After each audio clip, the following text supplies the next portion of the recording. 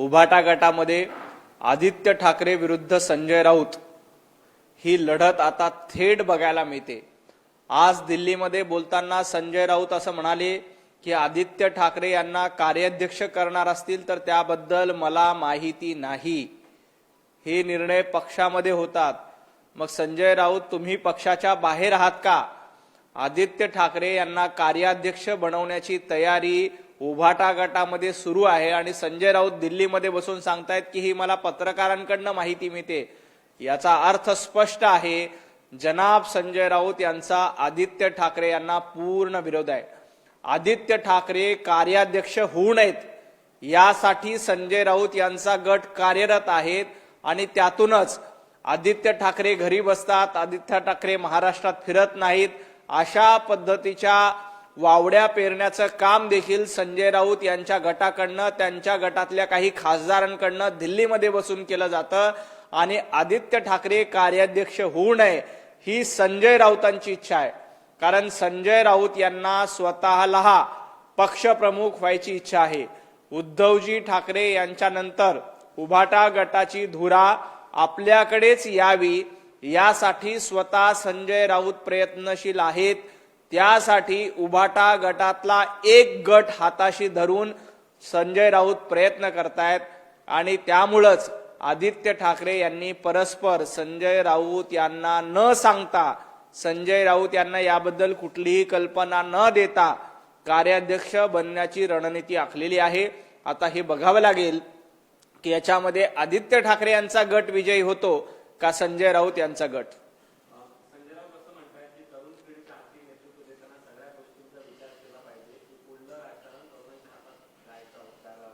संजय राऊतांचा त्यामुळेच विरोध आहे की आदित्य ठाकरे यांच्या हातामध्ये हा कारभार पडू नये। कारण आदित्य ठाकरे कार्याध्यक्ष झाले तर संजय राऊतांना पुढची खासदारकी मिळणार नाही, संजय राऊतांना पुढचं मुख्य प्रवक्ते पद देखील मिळणार नाही, संजय राऊत यांना उभाटा गटामधलं स्थान कमी होईल। त्यामुळे आदित्य ठाकरे कार्याध्यक्ष होऊ नयेत ही संजय राऊतांची इच्छा आहे।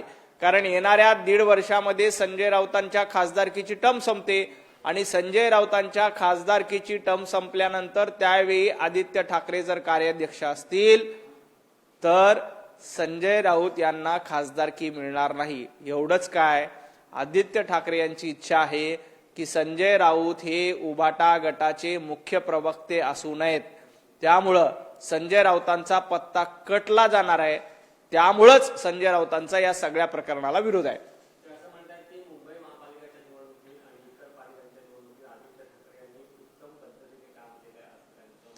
नाही, संजय राऊत हे सांगतायत की महापालिका निवडणुकीत आदित्य ठाकरे यांनी चांगलं काम करून देखील सत्ता मिळवता आली नाही। आदित्य ठाकरे यांनी जिल्हा परिषद चांगलं काम मिळून देखील भोपळा फोडता आला नाही। आदित्य ठाकरे यांनी पंचायत समिती निवडणुकीत, जिल्हा परिषदेच्या निवडणुकीत चांगलं काम करून देखील एक जिल्हा परिषद किंवा पंचायत समिती निवडून आणता आली नाही। हे चांगलं काम केलं असं सांगायचं आणि लोकांना दाखवायचं की आदित्य ठाकरेंच्या नेतृत्वात महापालिका निवडणूक लढली आणि त्यांना अपयश आलं। आदित्य ठाकरेंच्या अपयशावर बोट ठेवण्याचं काम संजय राऊतांनी आजच्या पत्रकार परिषदेमधून केले। आदित्य ठाकरे कसे अपयशी आहेत, आदित्य ठाकरे यांचं नेतृत्व कसं योग्य नाही, आदित्य ठाकरेंच्या नेतृत्वातच उभाटा गटाला सातत्यानं पराभूत व्हावं लागतं, हे एक प्रकारे सांगण्याचं काम संजय राऊत यांच्याकडनं केलेलं आहे। त्यामुळे हे आदित्य ठाकरे यांचं कौतुक नाही, तर संजय राऊतांनी सांगितलंय की आदित्य ठाकरे यांच्या नेतृत्वात यश मिळत नाही। महापालिकेला आदित्य ठाकरे होते, जिल्हा परिषदेला आदित्य ठाकरे होते आणि त्यांच्या नेतृत्वात यश मिळत नाही हे सांगण्याचं, अधोरेखित करण्याचं कामच एक प्रकारे संजय राऊतांनी केलं। संजय राऊतांचं असं म्हणणं आहे की महिलांच्या राजकीय हिताला शिवसेना कधीही आलेली नाही, महिला राजकीय आरक्षणाची स्थानिक स्वराज्य संस्थांमध्ये मूळतमेत होणारा हा महाराष्ट्र। महिला आरक्षण विधेयकाला प्रियंकाताई चतुर्वेदी, किशोरीताई पेडणेकर आणि सर्वपक्षीय महिला पाठिंबा देत आहेत। त्याबद्दल सर्वांचे मनापासून धन्यवाद, मनापासून आभार। कारण महिलांना आरक्षण मिळालं पाहिजे। नारी शक्ती वंदन विधेयकाच्या माध्यमातून महिलांना लोकसभेमध्ये, विधानसभेमध्ये 33% आरक्षण मिळावं यासाठी पंतप्रधान नरेंद्र मोदीजी यांनी ते विधेयक आणलंय आणि महिलांचा सन्मान झाला पाहिजे यासाठी भारतीय जनता पार्टी, पंतप्रधान नरेंद्र मोदीजी प्रयत्न करतायत. संजय राऊतांचे आणि बाकी उभाटा गट, सर्वच राजकीय पक्ष या विधेयकाला पाठिंबा देतात, त्याबद्दल मनापासून धन्यवाद. कारण किशोरीताई पेडणेकर असतील, प्रियंकाताई चतुर्वेदी असतील यांनी देखील पाठिंबा दिला. परंतु संजय राऊतांनी आपली भूमिका मात्र यामध्ये स्पष्ट केली नाही की संजय राऊतांचा या विधेयकाला पाठिंबा आहे का विरोध आहे, हे मात्र अजून ते सांगायला तयार नाहीत. लोकसभा सदस्यांची संख्या वाढली तर देशात उत्तर आणि दक्षिणेकडे राज्यात वाद निर्माण होऊ शकतो. देशात आग लागली आहे, अराजकता निर्माण होऊ शकते असा त्यांनी मतदारसंघ वाढल्यामुळे देशात आग लागणार नाही, तर संजय राऊत विरोधी पक्षांमध्ये आग लागलेली आहे. विरोधी पक्षाची अवस्था काय होणार हे येणाऱ्या 29च्या लोकसभा निवडणुकीला कळेल. संजय राऊत, तुमच्या बुडाखाली आग लागलेली आहे, कारण तुमच्याकडे एवढी लोक नाहीत. महाराष्ट्रातल्या लोकसभेच्या निवडणुकीला तुम्हाला खासदाराला उमेदवार मिळत नव्हते, विधानसभेच्या निवडणुकीला तुम्हाला उमेदवार मिळत नव्हते. आता येणाऱ्या काळामध्ये 800 खासदार होतील, तेव्हा उभाटा गटाला उमेदवार मिळणार नाहीत याची चिंता संजय राऊतांना आहे. विरोधकांना, काँग्रेसना उमेदवार मिळणार नाहीत याची चिंता आहे. त्यामुळं या देशामध्ये आग लागणार नाही, या देशामध्ये अराजकता निर्माण होणार नाही, तर संजय राऊत तुमच्या सारख्या पक्षामध्ये आग लागणार आहे, कारण तुम्हाला साधे उमेदवार देखील मिळणार नाही. अशा पद्धतीची दारुण अवस्था उभाटा गटाची होणार आहे. महाराष्ट्रात 400 आमदार होणार आहेत, मग ते बसणार कुठे? महाराष्ट्राची फाळणी होईल असं संजय राऊतांना वाटतं. संजय राऊत, महाराष्ट्राची फाळणी होणार नाही, तुमच्या पक्षाची फाळणी झाली आणि येणाऱ्या काळात तुमच्या उर्वरित उभाटा गटाची देखील फाळणी होणार आहे, त्याच्याकडे लक्ष द्या. महाराष्ट्राची फाळणी केली जाणार नाही. 400 आमदार कुठे बसणार असा प्रश्न संजय राऊतांना पडतोय. मला संजय राऊतांना विचारायचंय, लोकसभेमध्ये आता जवळपास 550 खासदार आहेत, ते 550 आमदार लोकसभेमध्ये बसतात ना, मग महाराष्ट्राच्या विधानसभेमध्ये 400 आमदार बसायला अडचण काय? देशाच्या संसदेमध्ये जर का 550 खासदार बसू शकतात, चर्चा करू शकतात, देश पुढे घेऊन जाऊ शकतात, तर महाराष्ट्राच्या विधानसभेमध्ये 400 आमदार एकत्र बसायला अडचण काय आहे? काही अडचण नाही. त्याबद्दलचं इन्फ्रास्ट्रक्चर, नवीन विधान भवन, सगळं काही 2029च्या आधी तयार होईल.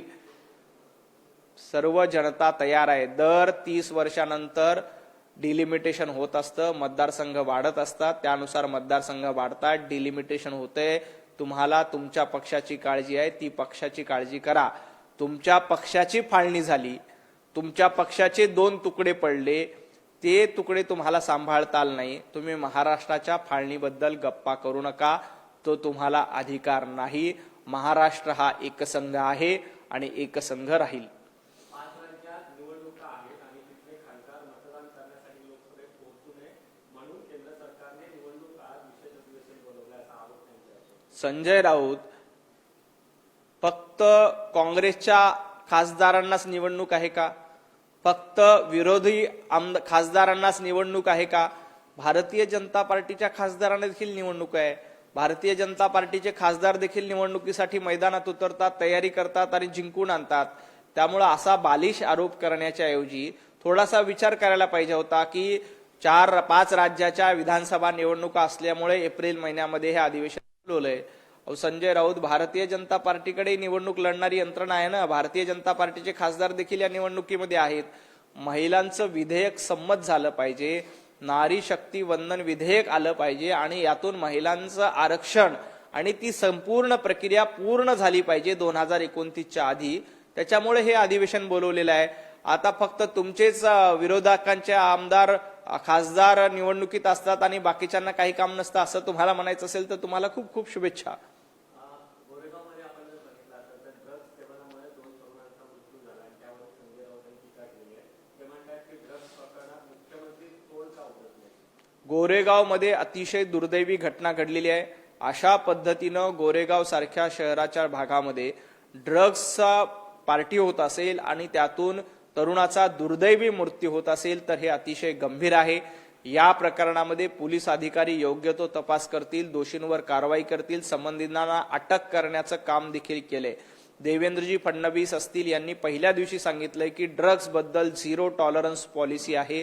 कुठल्याही पद्धतीनं मुंबई असेल, महाराष्ट्र असेल, कुठल्याही शहरामध्ये अशा पद्धतीनं ड्रग्सचा तस्करी होता कामा नये, ड्रग्स विक्री होता कामा नये, हे धोरण राज्य सरकारचं आहे. गोरेगाव मधली घटना अतिशय दुर्दैवी आहे आणि या प्रकरणामध्ये तपास करून कायदेशीर कारवाई केली जातील.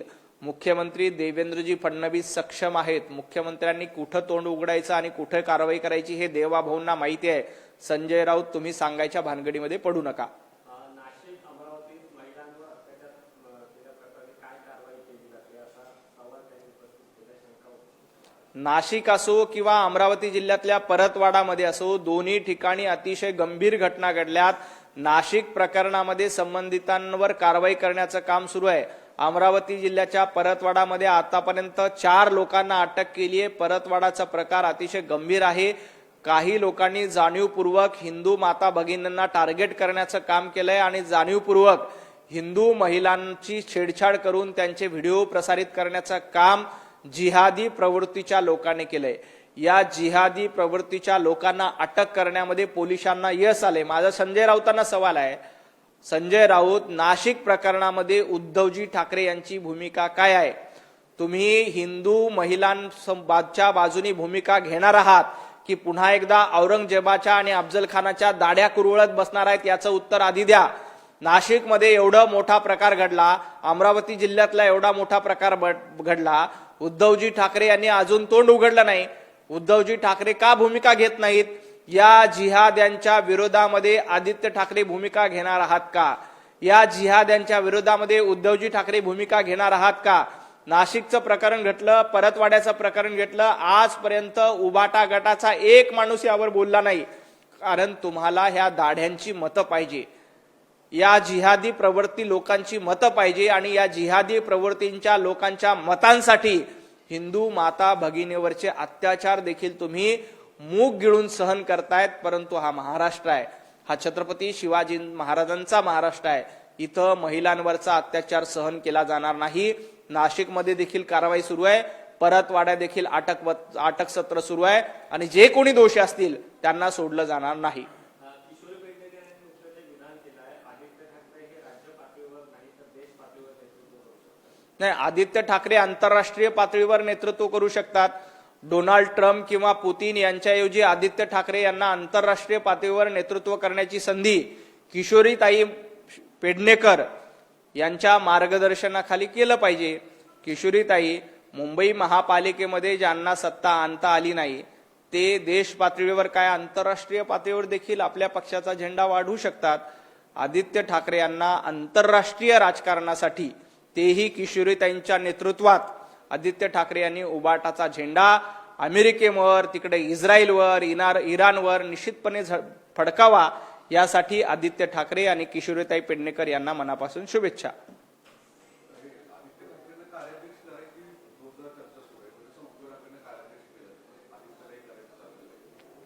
नाही, मी त्याच्यामध्ये स्पष्टपणे सांगितलंय की आदित्य ठाकरे कार्याध्यक्ष व्हावेत अशी उद्धवजींची जरी इच्छा असली तरी संजय राऊत आणि त्यांच्या विरोधातला एक गट आदित्य ठाकरे कार्याध्यक्ष होऊ नये यासाठी प्रयत्न करतायत. त्यामुळं उभाटा गटामध्ये एका बाजूला आदित्य ठाकरे, उद्धव ठाकरे यांचा गट आहे आणि दुसऱ्या बाजूला संजय राऊत यांचा गट आहे. संजय राऊत आज दिल्लीमध्ये असं बोलले की आदित्य ठाकरे कार्याध्यक्ष होणार आहेत, याची माहिती मला पत्रकारांकडनं मिळाली. याचा अर्थ उभाटा गटामध्ये नेमकं काय सुरू आहे हे आपल्याला लक्षात येते. उभाटा गटामध्ये संजय राऊत विरुद्ध आदित्य ठाकरे असे 2 गट स्पष्टपणे पडलेले आहेत. येणाऱ्या काळात हे भांडण आणखी चव्हाट्यावर येईल.